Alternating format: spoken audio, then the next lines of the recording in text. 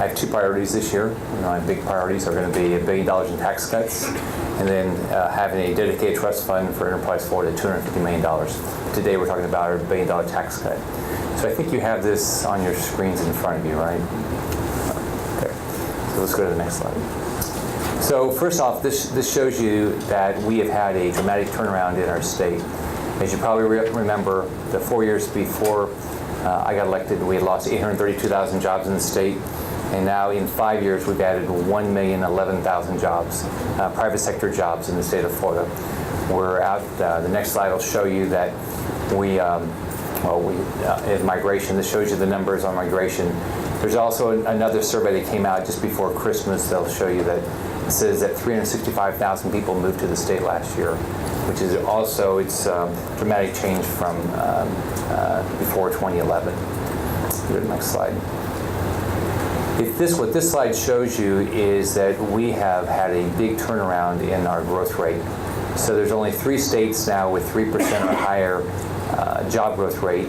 I call Governor Perry in Texas once a month now and let him know that I think it's for 8 or 9 months in a row we've beaten him in job creation, and in both just percentage, also in numbers. He reminds me he's no longer the governor. And it never happened while he was governor. I told him his timing was just good. Go to the next slide.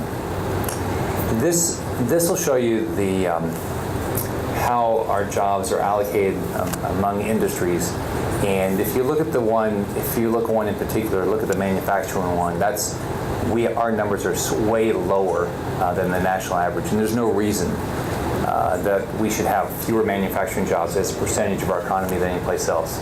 Matter of fact, if you look at the fact that we're a peninsula state with 15 seaports, with the opportunity with Latin America, and now with the Panama Canal expansion, we should have even more manufacturing as compared to the national average. The state has not put a lot of focus in the past on manufacturing, and we've had taxes that impacted the manufacturing sector more than impacted other areas. You go to the next slide. This shows you our job growth, and again, we've had unbelievable turnaround. Matter of fact, I think just in the months of October and November together, we generated about 70,000 more jobs just in those 2 months. So we are doing really well. But this shows you a variety of, it shows you where the growth is. Transportation's doing well. Hospitality is still doing well. The way I sort of think about the state is our number one industry is still hospitality, which is a great industry. Construction's doing well. And those are great industries, but we've got to figure out how to diversify our economy. Texas did it back in the 70s. If you went through their oil and gas boom and bust cycles back in the 60s, 70s in Texas, when oil prices were high, Texas did really well. When oil prices were low, Texas did very badly. We have the same risk here because we're so dependent on tourism and construction. If we have a significant national recession, we're going to get hurt. Texas figured out how to diversify their economy, and even though we're beating them now in job creation, they have diversified their economy, whether it's high tech or whether it's manufacturing, healthcare, and a variety of areas. We have that same opportunity here. There's no reason, if you look at it, other than sort of some industries that are really where you have to be close to the commodity, there's no reason we shouldn't win in every industry. And that's what this tax cut package will do. Here on the next slide. This shows you that we have the money. Our revenues are growing. We've cut taxes 50 times. You've cut taxes 50 times. We have the opportunity. We have the money to do it. We have projected $3.4 billion more in revenues this year than in recurring expenses. Our general revenues grew by $1.3 billion. Our trust fund revenues are growing.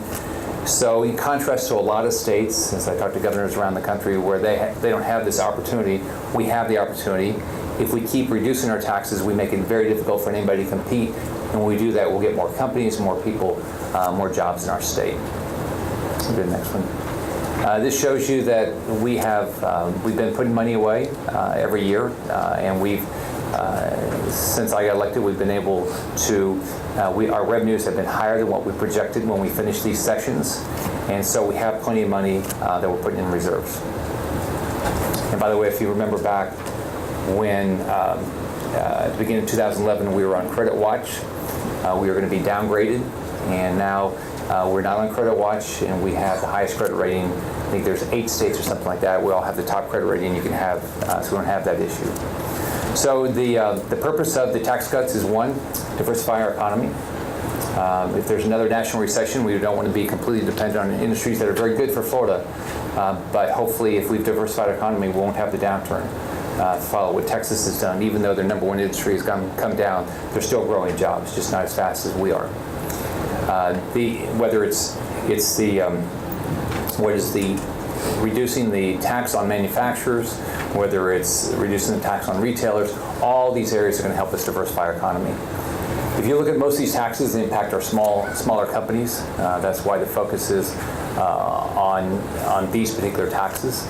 I've always had the belief that I've never seen a business person want to build a smaller business. They always want to build a bigger business. You put money in their pocket, they're going to go spend it. They're going to buy more equipment, they're going to hire more people, they're going to put more money in marketing and research, things like that. Go to the next one. So if you just go through them, one is the corporate income tax. If you look at our state, we have, as you know, no personal income tax. Our sub-S's and LLCs don't pay a business tax, but our C corporations do. If we, over time, we're able to eliminate that, it'll be very difficult for any other state to compete with us because every company would see that they can solve their customer needs better. Nobody ever walks into a company and says, oh, gosh, I'll pay you a little bit more money because I know your taxes are higher. I'll pay a little bit more money because you have more regulations to comply with. So if we leave money in our business individuals' pockets, they'll spend the money and they can compete better. So the dollars are, we eliminate the corporate tax on our manufacturers and retailers. It's a total of about $770 million. This year would be $384 million. So it had the identical impacts to general revenue, so you can see that. But it's going to reduce costs, it's going to attract more businesses, it's going to get more jobs, basically. Diversify our economy. Go to the next one. I proposed to eliminate this permanently 3 years ago. The legislature did it for 3 years. We're one of the few states that has it.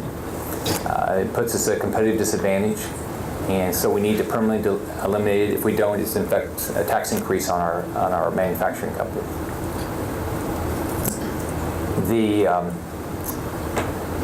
Yeah, that's basic. This is the dollar numbers. It's about $76 million total, but it's going to help us get more manufacturing jobs. And if you go back to the earlier slide, our manufacturing jobs are growing in the state. Commercial rent, we're the only state that has it, a tax on commercial rent. It's unfair to tax everybody, small and large companies. It's clearly unfair to them. You don't have to pay it if you're in another state. And if you sort of look at our state budget, about $79 billion state budget, we have the ability over time to eliminate the corporate tax on businesses. We have the ability over time to eliminate the tax on commercial rent. This year it would be 1% tax cut for this year, 0.36%. Thereafter, it's a total of $339 million over 2 years. But my goal is long term is completely eliminated. It's unfair. It's an absolutely unfair tax to people. This is the college textbooks last year. I proposed, and we did a 1-year exemption for textbooks.